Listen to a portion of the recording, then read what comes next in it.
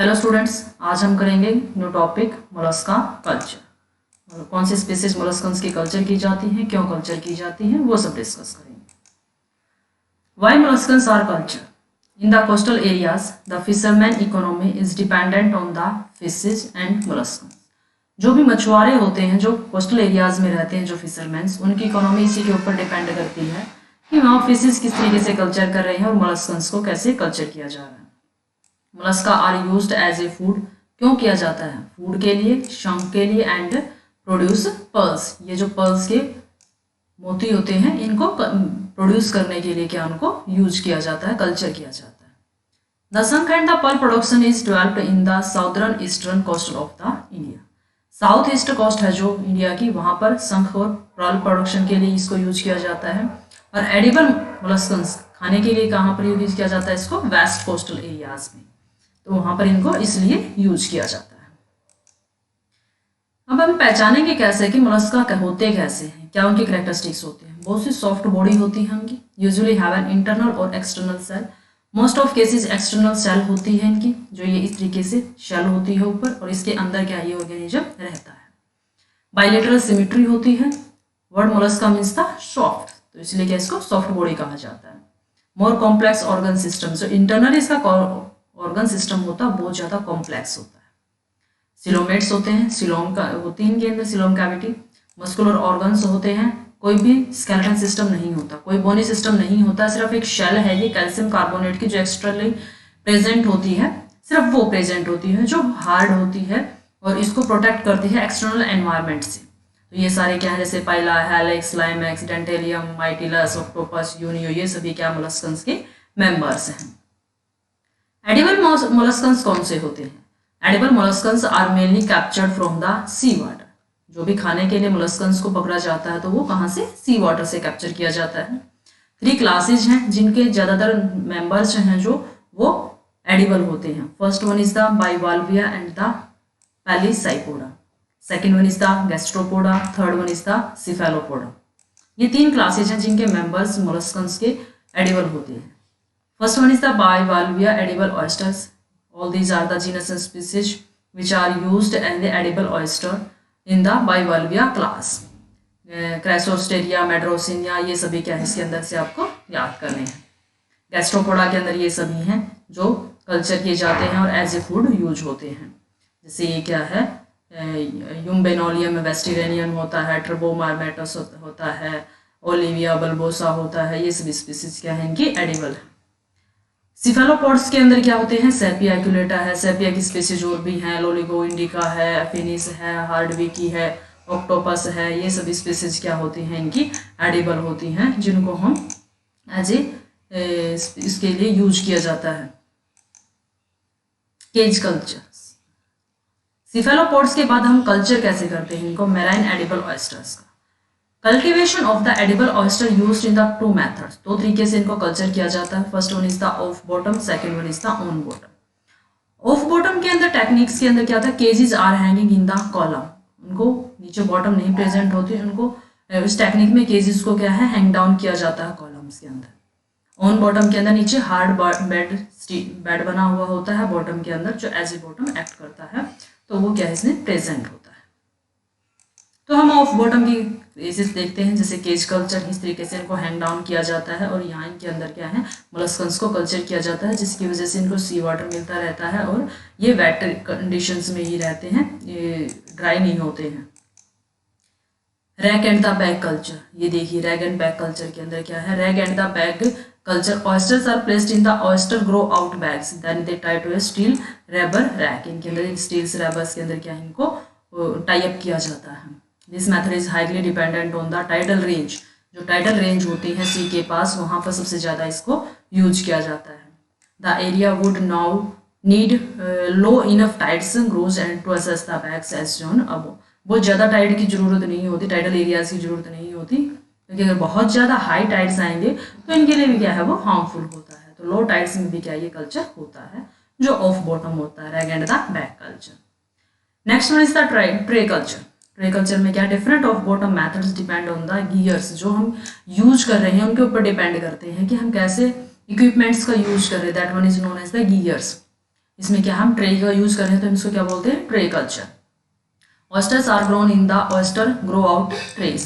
These trays have the same function as the grow out bags and can stack to conserve the space.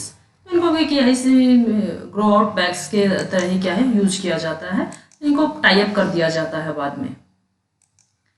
Surface floating, surface और the floating, surface में और floating में क्या है, इनको tie up करके छोड़ दिया जाता है वेटिंग कंडीशंस के अंदर। फॉर द सरफेस और the floating culture growers can choose from many different types of gears, systems and the equipment, बस essentially surface culture gears will float, तो इन केस में क्या होता है, ये floating होना जरूरी होता है। Some surface culture oyster typically never go dry, ये कभी भी dry नहीं होने चाहिए। Get a ton of wave actions that naturally tumble them, जो naturally waves उठती रहती है सी के अंदर, उससे क्या है ये dry नहीं होते हैं, हमेशा wet conditions में रहते हैं।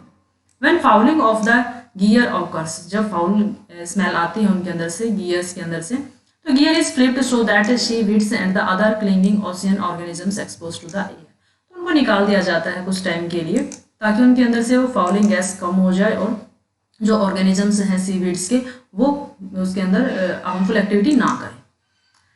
हमें बेसिक टेक्निक्स क्या यूज की जाती है कल्चर के लिए। First one is the site selection, site कैसे सिलेक्ट की जाए। The proper site for the culture should be selected, selection उसके लिए बहुत अच्छा होना चाहिए ताकि आपको जो भी इसके ऑर्गेनिजम्स हैं वो फुली डेवलप मिले। तो कैसी साइट होनी चाहिए, first one is the site should have the depth of 1 to 2 metre, इतनी ही डेप्थ होनी चाहिए उसकी। It should be close to the river mouth and the natural bed of the oyster, natural जहां पर मिलते हैं ओशियन के अंदर उसके बिल्कुल पास में होना चाहिए। Site should receive the water regularly by the tidal waves but it should be away from the several wave actions, हमेशा उसके पास क्या टाइडल वेव्स के थ्रू वाटर आना चाहिए कि वो ड्राई ना हो, लेकिन बहुत ज्यादा वेव्स एक्शन के पास भी नहीं होना चाहिए कि वो उसको बिल्कुल खत्म कर दे इस तरीके से। It should have the hard rocky bottom, rocky bottom क्या है कि रॉक की होनी चाहिए नीचे की। It should be free from the predator like crabs, snails and the lobster, ये सभी नहीं होने चाहिए, अदरवाइज ये क्या है सभी मोलस्कन्स को खा जाएंगे और वो क्या है आपके पास कुछ भी नहीं बचेगा।